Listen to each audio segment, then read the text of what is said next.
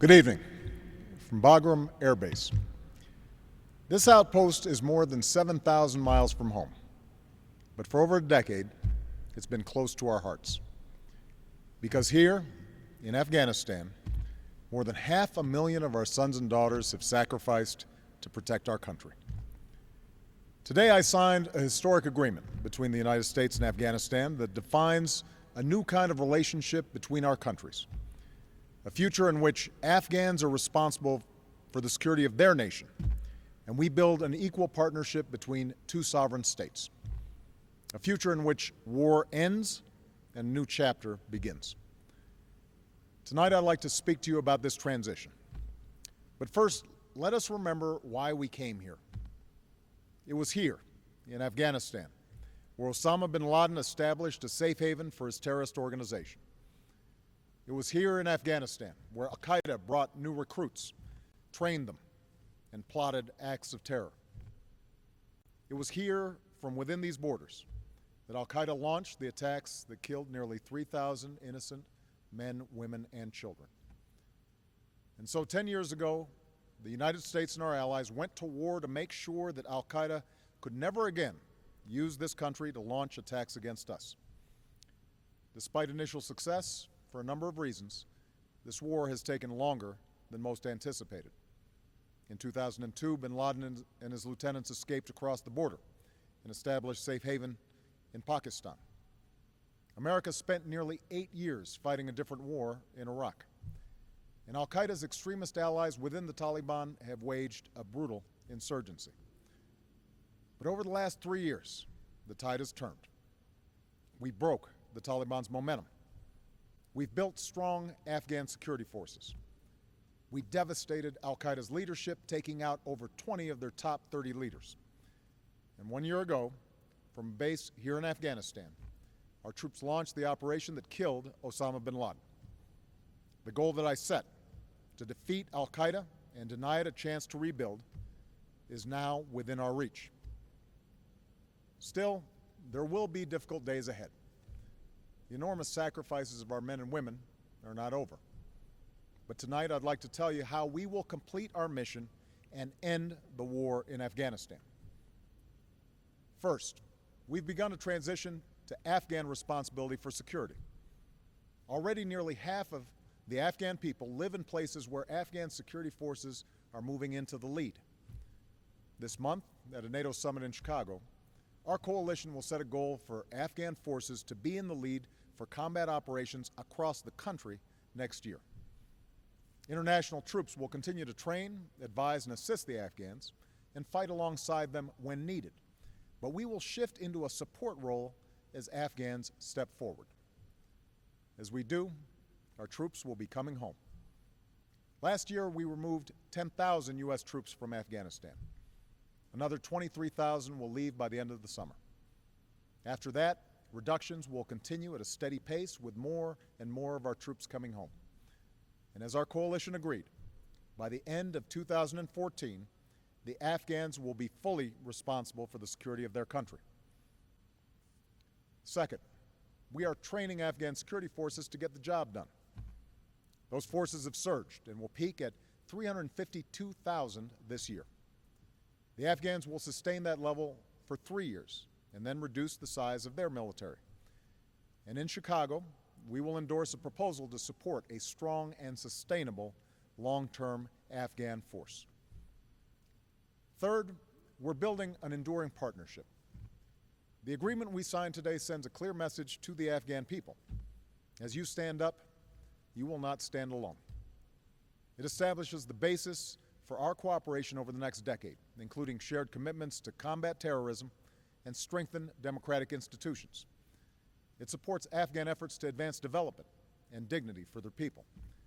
And it includes Afghan commitments to transparency and accountability and to protect the human rights of all Afghans, men and women, boys and girls.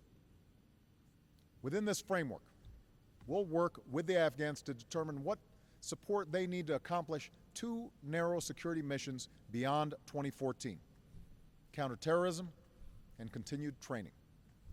But we will not build permanent bases in this country. nor will we be patrolling its cities and mountains. That will be the job of the Afghan people. Fourth, we're pursuing a negotiated peace. In coordination with the Afghan government, my administration has been in direct discussions with the Taliban.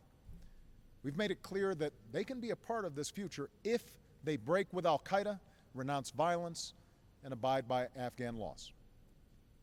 Many members of the Taliban, from foot soldiers to leaders, have indicated an interest in reconciliation. The path to peace is now set before them. Those who refuse to walk it will face strong Afghan security forces backed by the United States and our allies. Fifth, we are building a global consensus to support peace and stability in South Asia. In Chicago, the international community will express support for this plan and for Afghanistan's future. And I have made it clear to its neighbor, Pakistan, that it can and should be an equal partner in this process in a way that respects Pakistan's sovereignty, interests, and democratic institutions. In pursuit of a durable peace, America has no designs beyond an end to al-Qaeda safe havens and respect for Afghan sovereignty. As we move forward, some people will ask why we need a firm timeline. The answer is clear. Our goal is not to build a country in America's image or to eradicate every vestige of the Taliban. These objectives would require many more years, many more dollars, and most importantly, many more American lives. Our goal is to destroy al-Qaeda, and we are on a path to do exactly that. Afghans want to assert their sovereignty and build a lasting peace. That requires a clear timeline to wind down the war. Others will ask, why don't we leave immediately? That answer is also clear. We must give Afghanistan the opportunity to stabilize. Otherwise, our gains could be lost, and al-Qaeda could establish itself once more. And as Commander-in-Chief, I refuse to let that happen. I recognize that many Americans are tired of war. As president, nothing is more wrenching than signing a letter to a family of the fallen. We're looking into the eyes of a child who will grow up without a mother or father. I will not keep Americans in harm's way a single day longer than is absolutely required for our national security. But we must finish the job we started in Afghanistan and end this war responsibly.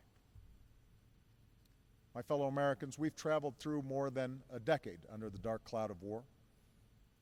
Yet here, in the pre-dawn darkness of Afghanistan, we can see the light of a new day on the horizon. The Iraq War is over. The number of our troops in harm's way has been cut in half, and more will soon be coming home. We have a clear path to fulfill our mission in Afghanistan while delivering justice to al-Qaeda. This future is only within reach because of our men and women in uniform. Time and again, they have answered the call to serve in distant and dangerous places. In an age when so many institutions have come up short, these Americans stood tall. They met their responsibilities to one another and to the flag they serve under. I just met with some of them and told them that as Commander-in-Chief, I could not be prouder.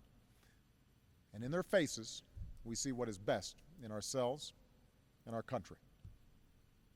Our soldiers, our sailors, our airmen, Marines, Coast Guardsmen, and civilians in Afghanistan have done their duty. Now, we must summon that same sense of common purpose. We must give our veterans and military families the support they deserve and the opportunities they have earned. And we must redouble our efforts to build a nation worthy of their sacrifice. As we emerge from a decade of conflict abroad and economic crisis at home, it's time to renew America. An America where our children live free from fear and have the skills to claim their dreams. A united America of grit and resilience, where sunlight glistens off soaring new towers in downtown Manhattan, and we build our future as one people, as one nation.